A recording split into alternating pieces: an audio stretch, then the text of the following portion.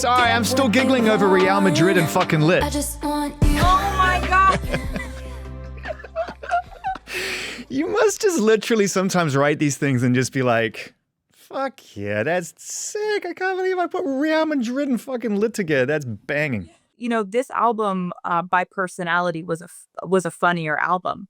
You know, it was like, uh, you know, coming off of like Torture Post Department, like the kind of more the character attributes I was highlighting in that writing process were much more like serious and sensitive and introspective and oftentimes more earnest and stoic and the characteristics of a poet. This one was like showgirls are mischievous, fun, scandalous, sexy, fun, flirty, hilarious. Like, so yeah, I'm glad you picked up on that. Oh, for sure. And you know, I love the way that you marry the two as well. Like, I mean, you're such an incredible writer and it's such an incredible conceptual writer. I mean, you can take Eldest Daughter and listen to it and you know, consume the experience, but then it's also just the glossary you're using, which you give away to me, at least at the end of the first verse, about, you know, just dying and trying to be cool, and the idea of how you're using this language to tell this story. Like, at what point do you sort of start to write and it comes from a very sort of unexplained place, but then you go, okay, you know what? I can actually marry this with something really interesting that mixes the cerebral with the emotional. Yeah, I think that's a really amazing thing that you're cluing in on, which is that sometimes I'll use specific vernacular to be satirical. Like the entire first verse of Eldest Daughter is somebody trying to figure out how to say things that they've read on the internet, whether it be like apathy is hot or memes and trolling. And how do I keep up with how we're supposed to talk in order to describe how much we don't care when really we all care about something, right? So then you go to the pre-chorus and I go more into my own voice of I've been afflicted by a terminal uniqueness. I've been dying just from trying to seem cool. That's the so that's the kind of flip of every way in which I was speaking in this entire first verse was me trying to assimilate to the way culture tells us to be, which is like weird because, like, honestly, I feel like going back to the idea of a showgirl, they are tough in a way that's actually kind of old school tough, where they're going to smile on the outside and they might have a storm going on in their lives. Because it's work. To everyone else, it's like glitz and glamour, but they have no idea the work required to make it feel frivolous to people in the audience. That's the kind of toughness that I have tried to aspire to for the last 2.5 years of my life that I've been preparing for and being on this very exhaustive tour.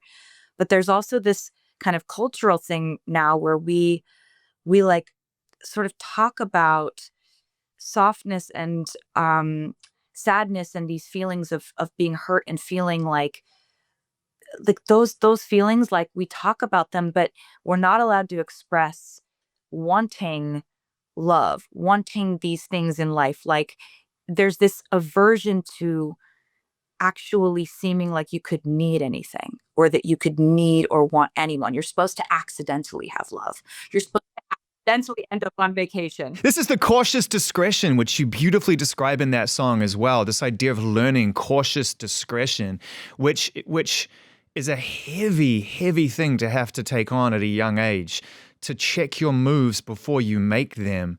I think, like, if I could be just honest for a second, that picture of you and your fiance driving away in his drop top, to me, was such an important moment because it felt like there goes cautious discretion. It's gone. You sound like my family right now. Every one of my family members were like, that's how we have been. We've been just, all we want is that for you.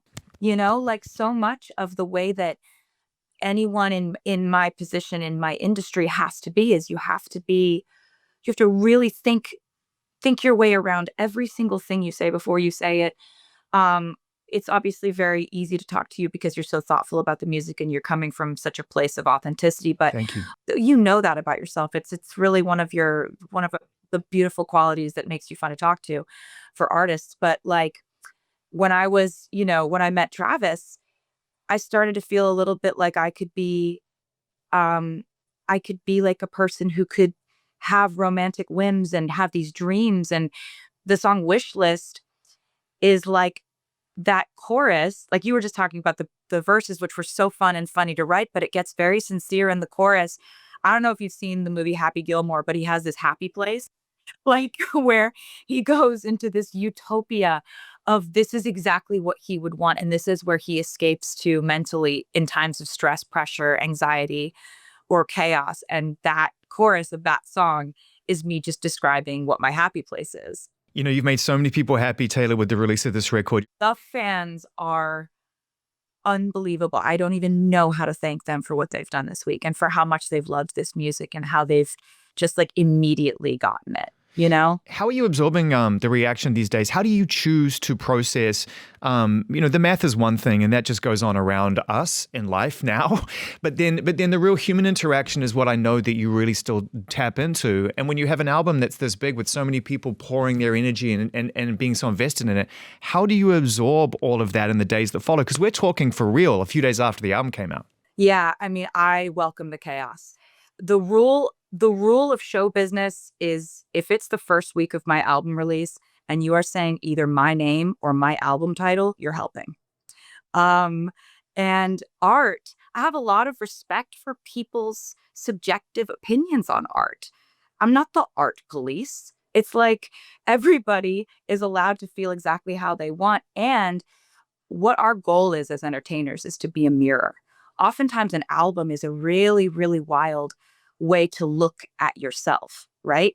What you're going through in your life is going to affect whether you relate to the music that I'm putting out at any given moment. And what I often love seeing my fans say is, I used to be someone who didn't like relate to Reputation. And now that I've been through some other things in my life, that's my favorite album. Or I used to be a like fearless girly. Now I'm obsessed with Evermore. Like, and we're doing this thing for keeps. Like, I have such an eye on legacy when I'm making my music. I know what I made. I know I adore it.